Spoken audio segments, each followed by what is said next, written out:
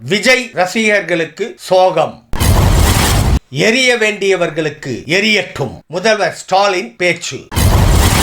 ஆணவ திமிருக்கு எதிராக தமிழ்நாடு போராடும், முதல்வர் ஸ்டாலின். கேள்விகளை விஜயிடம் கேளுங்கள், செந்தில் பாலாஜி பதில்.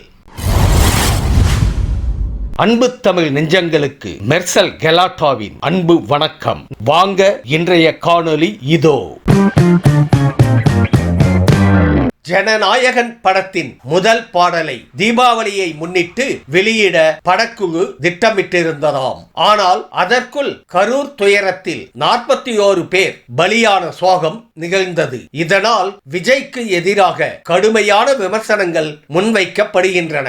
இந்த நேரத்தில் ஜனநாயகன் படத்தின் பாடலை ரிலீஸ் செய்ய வேண்டாம் என விஜய் தரப்பு முடிவு செய்துள்ளது. இதனால் முதல் பாடலை காலவரையின்றி ஒத்திவைக்க படக்குழுவிடம் விஜய் கூறியுள்ளாராம்.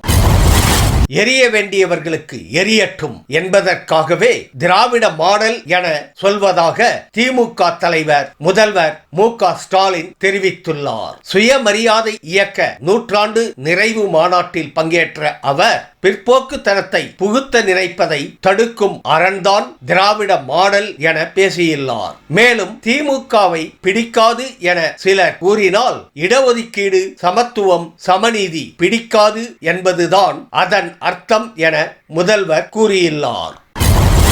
தமிழ்நாடு யாருடன் போராடும் என ஆளுநர் கேட்டதற்கு இந்தி மொழியை ஏற்றுக்கொண்டால்தான் கல்வி நிதியை கொடுப்போம் என கூறும் ஆணவ திமிருக்கு எதிராக போராடும் என முதல்வர் ஸ்டாலின் பதிலடி கொடுத்துள்ளார். மனு தர்மத்தை நிலைநாட்ட துடிக்கும் ஆதிக்க வெறியர்களுக்கு எதிராகவும் தமிழ்நாட்டு மக்களிடையே குழப்பத்தை உண்டாக்க மட்டுமே பணியாற்றும் ஆளுநருக்கு எதிராகவும் தமிழ்நாடு போராடும் என்று முதல்வர் கூறியுள்ளார்.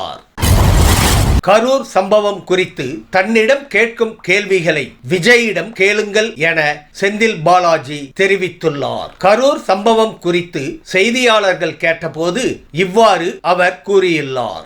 ஏன் 7 மணி நேரம் தாமதமாக வந்தீர்கள்?